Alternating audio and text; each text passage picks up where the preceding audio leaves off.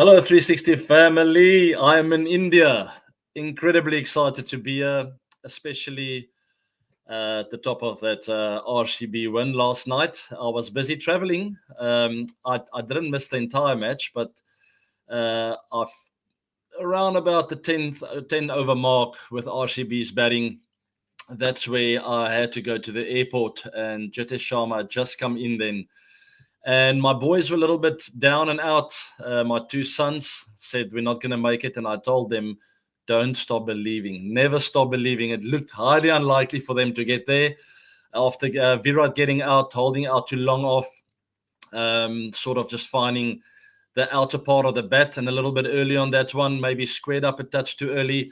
And he found the long off fielder. And I mean, it looked done and dusted there. I never say never. Especially when Jitesh Sharma's at the crease. 85 of 33. What a phenomenal performance. And I can't tell you, people, how crucial that was. All of a sudden, finding themselves in that second spot. I've covered this on numerous occasions, telling you guys what it means to finish top two. You've seen the format of the knockouts, and it is a huge incentive and a huge plus point for both these teams that finished top two. But there's the rundown of last night's match. Fantastic knock from Rishabh Pant. He's had a quiet season, so I'm very happy for him. 118 of 61, but it proved not to be enough as we get that 85 of 33 balls from Jitesh, topping out Pant's performance. Fantastic. One of the highest run chases of all time in the IPL. I think it lies at number 3. And RCB's highest ever run chase. So congrats to the RCB army, the fans, everyone who stuck it out. They've also won 7 out of 7 away games this season, which is a phenomenal record. It's never done before. Even the mighty CSK MI in the domination stages of the campaign didn't manage to win all their away matches. So big record there for RCB. And we have covered that initially in the tournament when RCB won a few away games but started losing at home.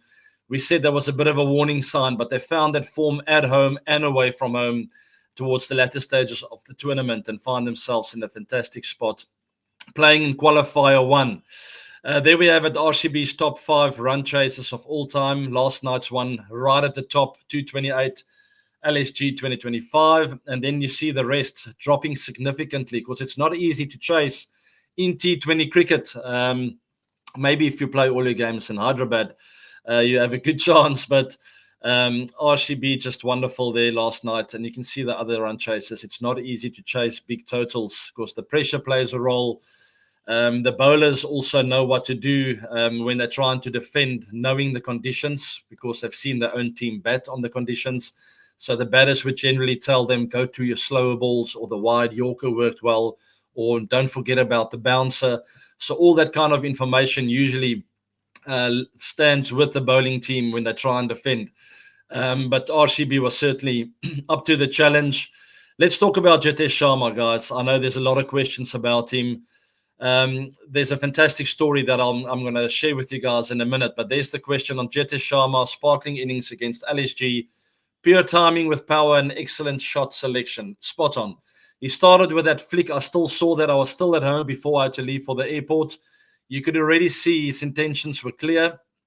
And from that very first shot, he got into a strong position, almost looking to go towards the ball. And that's something I always teach youngsters. And I even told my boys that on the weekend because they also tend to shift right and left at the crease. But most batters generally, when they're out of form, they forget to actually get your focus and your body weight and everything going towards the ball. You see Virat as well with a little back and across, but the minute the ball's released, he looks to go forward. And from there, you can adapt because you generally get into stronger positions. And that is what Jitesh did with that very first ball, flicking it. I think he got 2 to the mid-wicket area. And from there on in, his intentions were set, clear, and he seemed like he wanted to move really well the crease. He knew what he needed to do, and that was one of the advantages he had. It didn't make it any easier, but he knew what the required rate was. He knew what kind of innings he had to play in order for RCB to have a chance and to ultimately cross the line. Let's quickly cover that story of him now that we're talking about him. I came across this article shared by someone on X, I think. There it is. Sarang, thank you very much for sharing this with us. I might have to come a little bit closer here on my screen because it's quite small. But there it is. Never wanted to be a cricketer growing up, guys. What a phenomenal story. He wanted to join the NDA, that's the National Defence Academy. And later on, sort of just filled a spot in the team, as a wicketkeeper. You saw there was a spot available in the side. As someone is ringing my doorbell here in my hotel room, he's probably going to come in and get the surprise of his life, running into a live stream. Anyway, what a fantastic story. As he fell in love with the game. As a wicketkeeper batter, he sort of filled a spot and slowly but surely started finding his feet. Was part of the 2017 IPL winning MI squad. Didn't play a lot of games. He was only 23 that time and soon realized he needed to bat in the middle order. Incredible story, guys. Go pull up this article and look where he is today. Go read it for yourself. It's a long piece, and I don't want to bore you with all the details, but it's just a phenomenal story as someone against all the odds, finding himself now as one of the heroes for RCB in this year's campaign, and hopefully that form will remain. Remember, I covered this before, guys, about RCB, and what I'm the most excited about this season is numerous players chipping in, not just one or two. It's not your usual Virat Kohli or like back in the day, Chris Gayle. Here we see the entire squad under pressure, deciding, you know what, I'm the guy. We saw Krunal Pandya playing a phenomenal knock in this year's IPL. I think it was in Delhi. Josh Hazelwood standing up when we needed the most. Lungi Ngidi was there for the short period of time that he joined the team, or only the few games that he got. He's heading back home now already. But just everyone that's come into the team seemed to have found a way to add value, to have an impact on the performance of the squad. And that to me is a sign of a successful, healthy, and strong squad. Mayank Agarwal, his contribution once again, guys, just joined RCB, but he must be happy. He must be getting into an environment where he felt comfortable. And that has been the story and the signs of the entire team. I listened to the commentators last night. It literally got me so angry. They were so negative when we were bowling. RCB is bowling under pressure. They don't look like they're going to do it. Once again, they look like the informed team and they're starting to lose momentum. But what about maybe it's a good wicket, guys, to all you very clever, sharp commentators out there? How about, hold on, maybe this is a very, very good batting wicket. And it's not just RCB's bowling that's once again in poor form. I was thinking about it while I was watching the game, and I just thought sometimes commentators get so stuck with a topic. Yes, RCB's never won the trophy, but it generally is just so easy just to say, here they go again. The bowlers are coming up short. They are useless. Instead of actually analyzing what's happening out there. Rishabh Pant's not going to score 118 of 60-odd balls if it's a tricky and a very, very tough wicket. All the LSG batters looked like they were fluent out there. Yes, great skill, sometimes poor bowling at certain occasions. But at the end of the day, you got to look at 227 for 3 at a wicket that generally doesn't get big scores like that, and maybe just think this might be a good wicket, and RCB is still in the game. It doesn't mean they're blown out of the water. And they proved that to be true. Wonderful, wonderful chase. Phil Salt set the trend up front alongside Virat, who played a phenomenal knock once again. And then came the match winners, Jitesh, and very well supported by Mayank as well, who scored 41 of 23 balls as a supporting role, which is great. It's great to see him back in the side. I have a lot of time for him. But anyway, long and short, great win. All eyes now on the knockout stages. It's qualifier 1, and I'm very much excited about that. The Marvel Zone, with RCB set to face Punjab Kings in qualifier 1. What do you think they need to focus on to secure a spot in the final? To me, it's all about just momentum, using what they've created, the chemistry.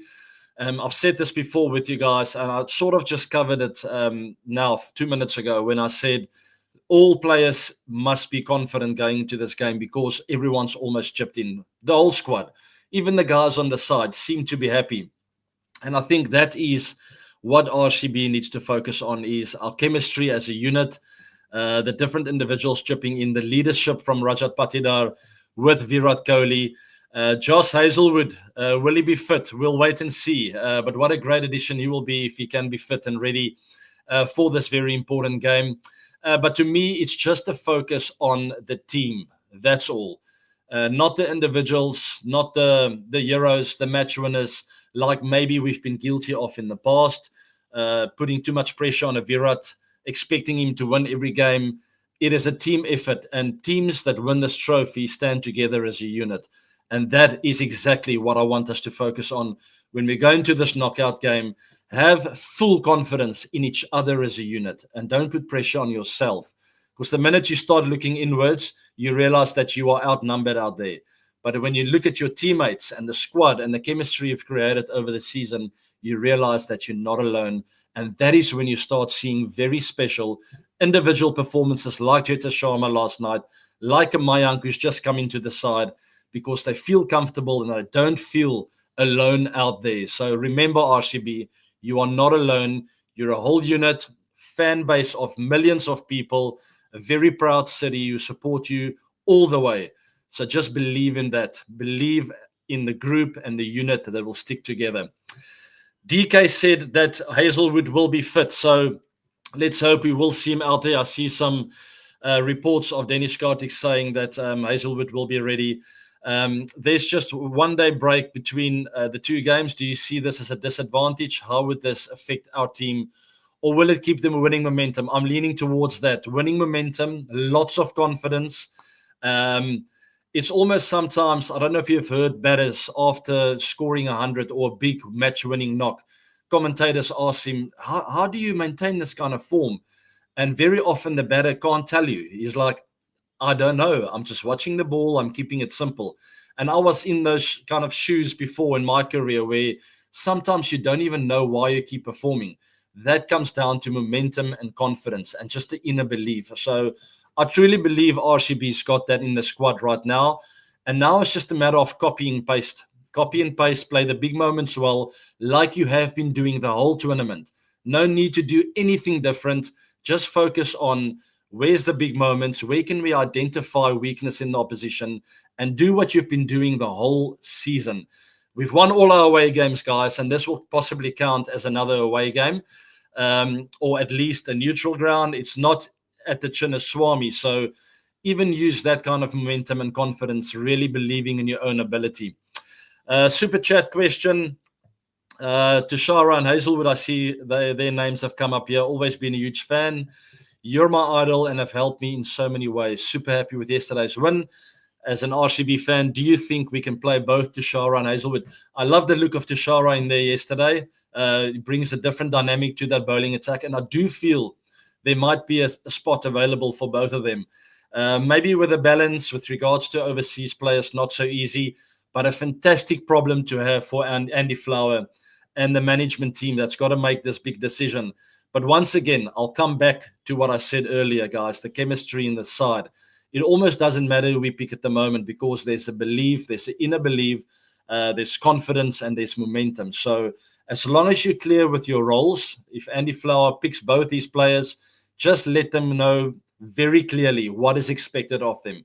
And for the entire 11 that's out there, the impact players, define their roles as you've been doing the whole season. And I truly believe the culture of the team will do the rest. So it's all business tomorrow, guys. I'm very much looking forward to that. There's qualifier 1 in Mulanpur. Also, the eliminator GT and MI will happen at the same venue. So very much looking forward to that. I have copied your trigger movement in betting. It's helping me a lot in my balance, by the way. If you had the opportunity to choose venue for qualifier 1, which conditions would have suited RCB the most? I think any conditions, and they've proven that away from home this season.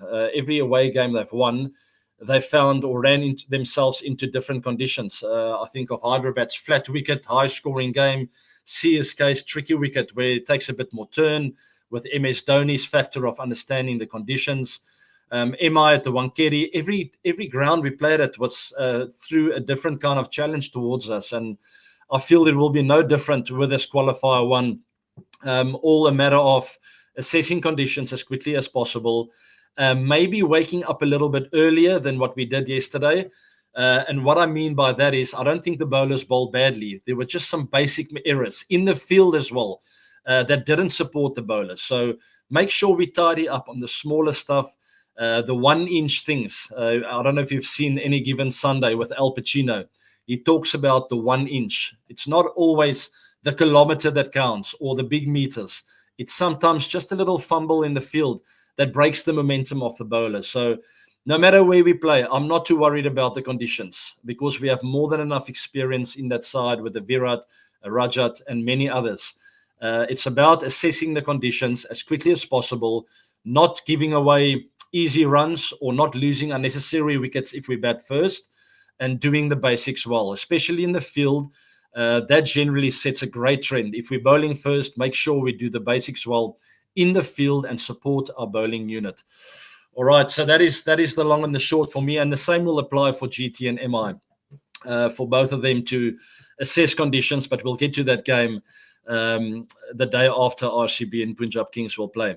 All right, 2 more super chat questions, guys, on RCB.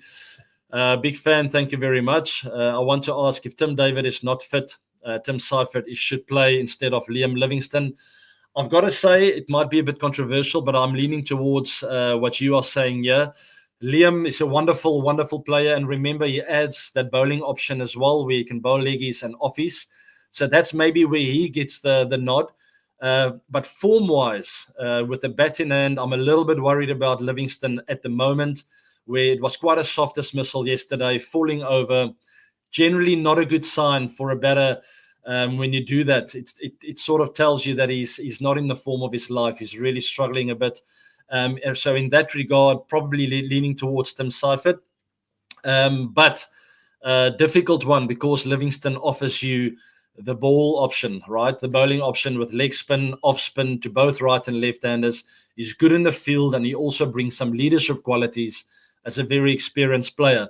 So a tough call. I most probably would be leaning towards the guy who's been playing most of the season, Livingstone. But Seifert certainly has a case because he's coming into the squad.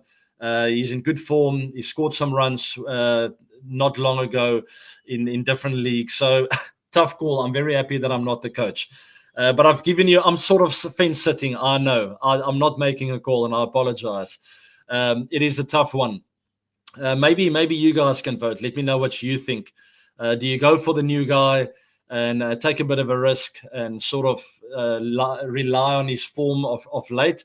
Or do you stick with an old experienced campaigner who can offer you something with the ball, who's got leadership qualities? It is really not easy.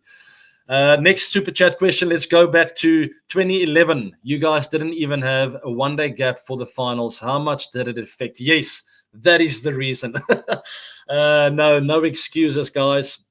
I don't think you need big breaks in T20 cricket. I mean, as a bowler, you bowl 4 over spells. Yes, maybe the heat will play a role as it's quite hot in India right now. It's monsoon season, lots of rain around, lots of humidity. So body fluids that you lose is a bit of a problem. But at the end of the day, it's T20 cricket. It's quick in and out. It's fast. It's 4 overs at a time for the bowlers. They can't complain. They're not bowling 15 over spells like in test match cricket where you play 5 days in a row. So if you think about it like that, I think it's okay. It wasn't an excuse in 2011. It's not going to be an excuse now in 2025. All right. Another super chat. I mean, there's lots of super fans here today. So because I'm in India, let me know what you guys think. Where should I be going for dinner? What kind of cuisine should I be trying? Let me know what I need to get up to here. I know there's a lot of 360 stuff that I'm going to be doing over the next few days. I'm also joining Geo Cinema with analysis that we do there. Can't wait to catch up with my co-commentators there. And I promise you, I won't be one-sided with my commentary or with my analysis. I will look at the conditions. I will take everything into the equation before I try and blame anyone. So that is the thing that I always have an issue with certain commentators. You have a good side in cricket and you have a bad side. So if a bowler hits a 6, you can either talk about the bowler that's incredibly useless, or you can talk about the fantastic shot, or you can touch on both, like a good commentator would do. Yes, maybe the bowler struggled a bit under pressure, didn't execute as you wanted to, but I would always err then towards finishing off with what an incredible shot that was from the batter, what he did right, his foot movements, his body weight, the pressure that he had to deal with, etc., etc. Anyway, sorry about that, ranting about commentators. They sometimes work on my nerves, right?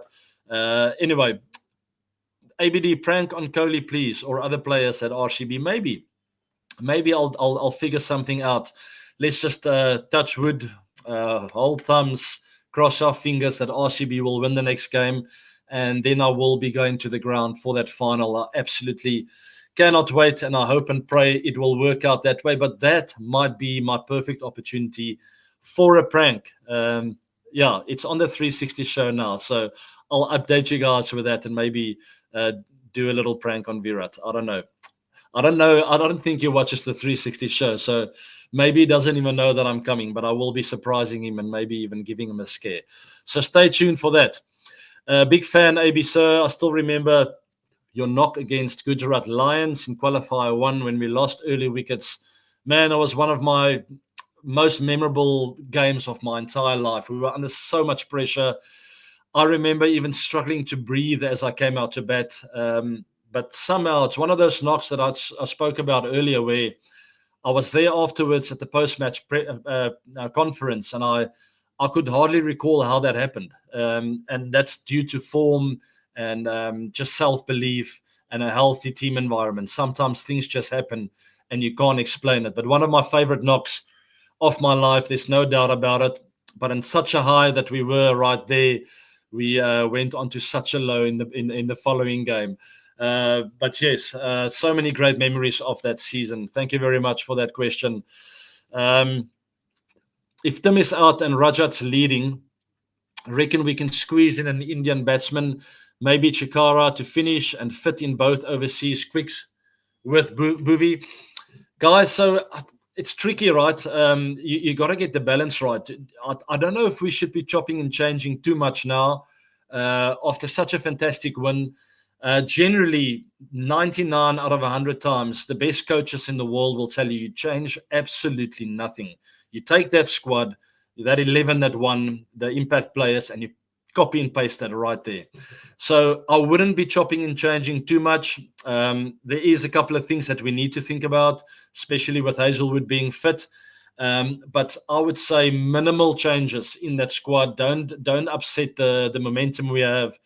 Keep that feel. The guys sort of got to know each other really well during this season. So don't do something crazy. All right. So whatever that might look like, Andy Flower and the team will know, Rajat and them making the calls.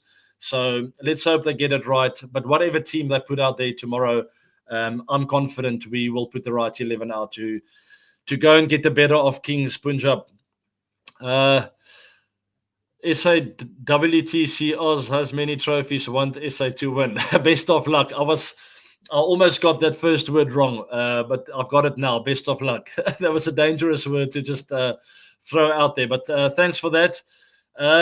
Yes, this is going to be a beast of a match, a test match. That is, it'll be happening at Lord's, and I will be there. I'm flying on the 10th of June, arriving like 5:30 in the morning on the 11th.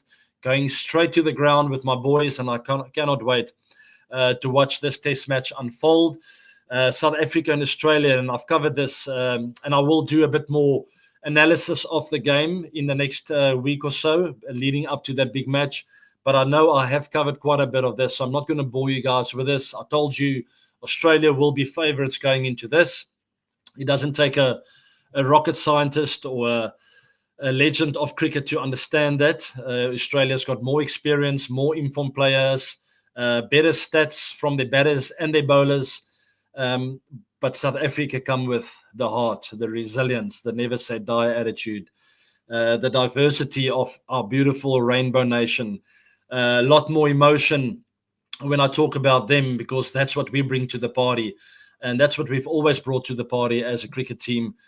We just bring something else and something different and something you sometimes cannot explain. And that's sometimes how we win cricket matches and big matches. So looking forward to that. It's the Mace up for grabs. South Africa's won this before during our glory days between 2008 and 2013 when we dominated Test cricket around the world. Great times. And I know that we would love to get our hands on that Mace once again against all the odds.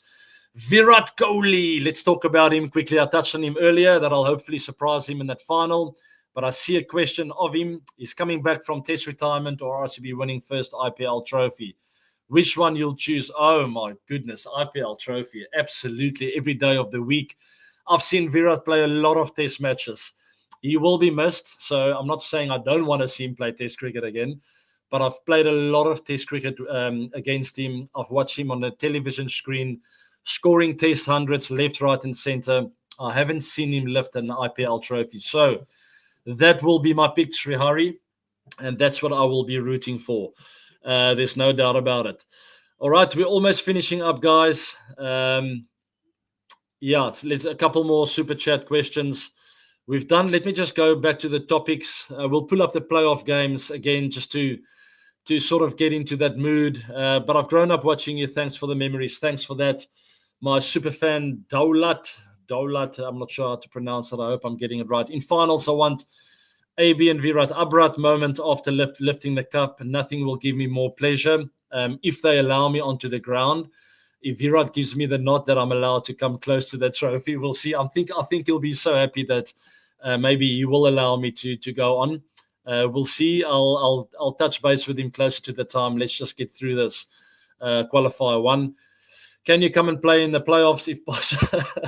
It's a little bit late for that now. I must tell you, right, like inside of me, my heart tells me like, what I'm trying to say is I'm getting butterflies for the guys. And that is just a natural thing that happens because I was there myself quite a few times throughout my career playing in big matches. And I get childishly excited with the prospect of a knockout game. I always have and I always will. I've done some well in knockout games. I've done incredibly poorly sometimes as well. But there's just something different about a knockout game where you feel like I've been dreaming about these moments my entire life, and here it is playing out. So that's what the players will be feeling going into qualifier one. It is the Punjab Kings facing off against RCB at Mulampur. That is tomorrow, and GT against MI. Remember, I've said on a few occasions, watch out for MI. They've lost twice to GT in the season. Does that mean they're out? Mark my words, they're not. They will have something to say about it. Also, RCB, really good record against Punjab Kings this season. So they will be hoping to, especially the one they won in convincing manner at Dharamshala. I think they'll sort of pull back onto those memories. It's not far away from there that they're playing. So hopefully more good news for RCB fans. And then it's GT and MI the day after. Will you be present on 3 June to lift the cup for RCB? I have covered that. And if we are there, there's no doubt I will be there at the ground. And hopefully I will touch that trophy with Virat. The last one, Danush, big fan, AB sir. Hope we win this year. We have the best squad. Where we multiple match winners. You will be remembered by RCB fans forever. Thank you for that. And I will remember you guys forever as well. This season has definitely excited me so much. Very, very happy with my RCB friends, with the franchise, the management staff, all the fans. I know a lot of effort would have gone into getting us to where we are now. We're a very, very proud cricketing franchise, and hopefully they'll keep making us proud for the rest of the season. All right, it's always a motivation. When I see you around, your every knock is stuck in my mind, and it's a dream to meet you ASAP. Love you, brother. Love you too, man. And hopefully I will get to meet you. Sujal, there is the alien. And just to show you guys, when I checked into the hotel, I got a little gift from my friends here. Very funny and very thoughtful. There's a whole lot of them here. But yes, I'm going to be sleeping with my balloons tonight because my wife won't be here. But there we go. In the colors of the gold of RCB. That's all I'm seeing is red and gold. But guys, that is it. That is it for the live over here in India. Great scenes as there was a bit of rain around here in Mumbai as I arrived. Got a wonderful view of the city. I can't tell you where I'm staying, but I will be updating you with regards to my movements. Go Team RCB. All the best to all the knockout teams as well, Punjab Kings, GT, and also MI. Congratulations for being here at the end of the tournament. It's going to be a fascinating finish to the IPL 2025. I am buckled up, and I'm pretty sure you guys are raring to go to watch the action live. There's my social media handles, guys: Facebook, Instagram, and also Twitter, X. And also like the show, subscribe to this channel, please. It's getting up there, over 500,000 already subscribed. Absolutely phenomenal. Thank you very much for supporting the 360 show. I love you all. And here's to another wonderful, incredible IPL season coming to an end. I will be with you all soon. So follow me on social media platforms to see what I get up to. Take care now and have a wonderful day. Bye now.